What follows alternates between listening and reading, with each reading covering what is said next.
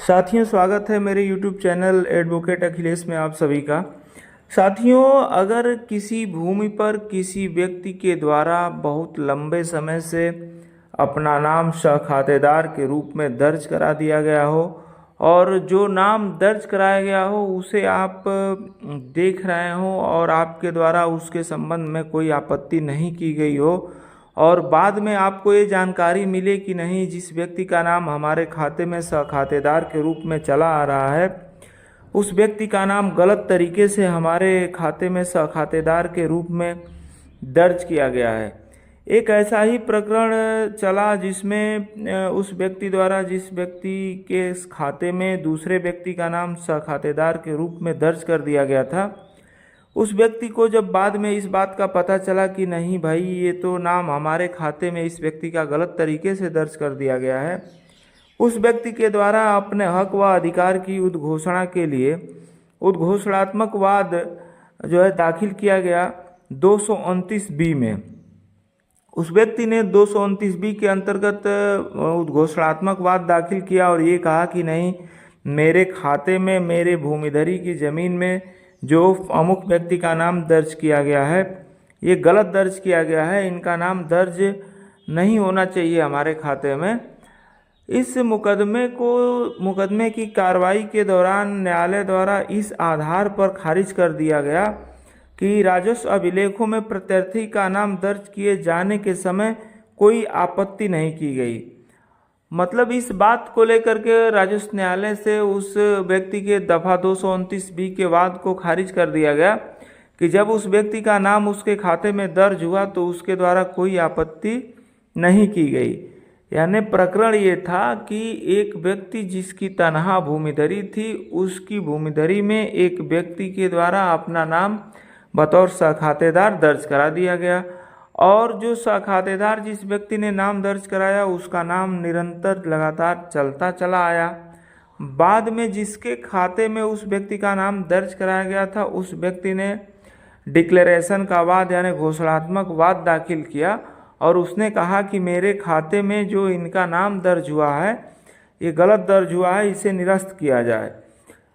तब मामला और न्यायालय के समक्ष चला 229B में और न्यायालय ने ये पाया कि नहीं, जिस समय उस व्यक्ति का नाम खातेदार के रूप में इनके खाते में दर्ज हुआ उस समय इनके द्वारा आपत्ति नहीं की गई। इसी आधार पर उस व्यक्ति के दावे को खारिज कर दिया गया। दावा जब खारिज हुआ तो उस व्यक्ति के द्वारा ऊपरी अदालत में मुकदमा दाखिल किया गया लखनऊ खंडपीठ में और वहाँ पर कहा गया कि नहीं, हमने ये बात थी और इसमें मामला जैसे चला आगे और चलते चलते ऊपरी अदालत तक गया तो इसमें जो माननीय न्यायालयों ने फैसला दिया ऊपरी अदालतों ने, तो उन्होंने ये कहा कि जो 229B के वाद की प्रकृति होती है वह नियमित वाद की प्रकृति होती है, उसे मात्र इस आधार पर खारिज नहीं किया जा सकता कि राजस्व अभिलेख में प्रत्यर्थी का नाम दर्ज किए जाने के समय कोई आपत्ति नहीं की गई थी। और यह भी निर्धारित किया गया कि उत्तर प्रदेश जमींदारी विनाश और भू व्यवस्था अधिनियम की धारा 29 के अंतर्गत वाद में भूमिधरी भूमि में अधिकार, स्वत्व एवं हित की घोषणा की जा सकती है। यानी आप डिक्लेयर कर सकते हैं कि उस जमीन का असली मालिक कौन है, उस जमीन पर कब्जे में किसे रहना चाहिए और वह किसकी भूमिधरी। यानी बहुत बड़ा क्षेत्राधिकार 229B जो वर्तमान समय में धारा 144 बनी हुई है उसमें बहुत ही ब्रॉड पावर, बड़ा पावर न्यायालय को प्रदान किया गया है और न्यायालय उसमें स्वत्व हित की घोषणा कर सकती है। और अगर पाया जाता है कि नहीं, किसी व्यक्ति का नाम किसी व्यक्ति के खाते में गलत अगर दर्ज है तो उसे निरस्त करके उस व्यक्ति की भूमिधरी में उसे तनहा प्रदान किया जा सकता है और उसे दी जा सकती है। और मात्र इस आधार पर आप किसी व्यक्ति के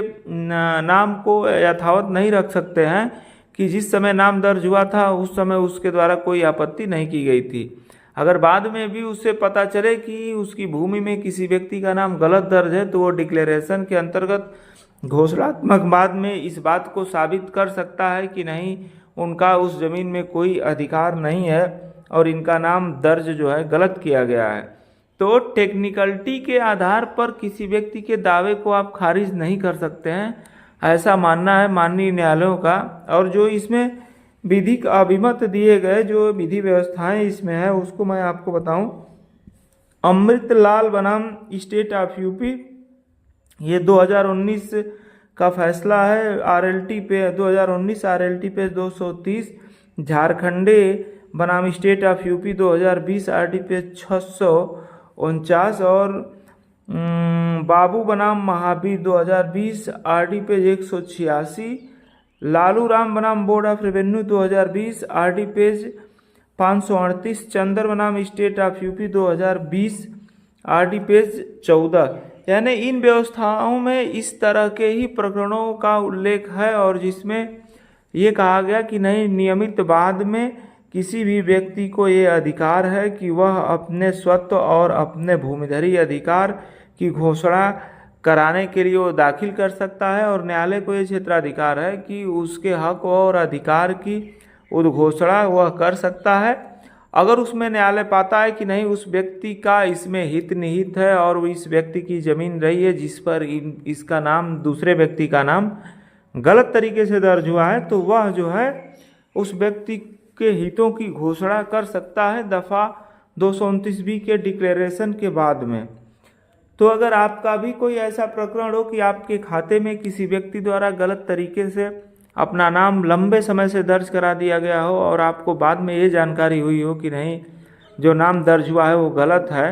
तो आप भी डिक्लेरेशन का वाद दाखिल करके यानी उद्घोषणात्मक वाद दाखिल करके जो वर्तमान समय में 144 में होता है उसमें दाखिल करके आप अनुतोष प्राप्त कर सकते हैं और अपनी ज़मीन पर तनहा अपना नाम पूर्व की भांति दर्ज करा सकते हैं। तो साथियों, ये जानकारी आपको कैसी लगी मेरे कमेंट बॉक्स में मुझे ज़रूर बताएं और ऐसी जानकारियों के लिए मेरे चैनल को ज़रूर सब्सक्राइब करें। धन्यवाद।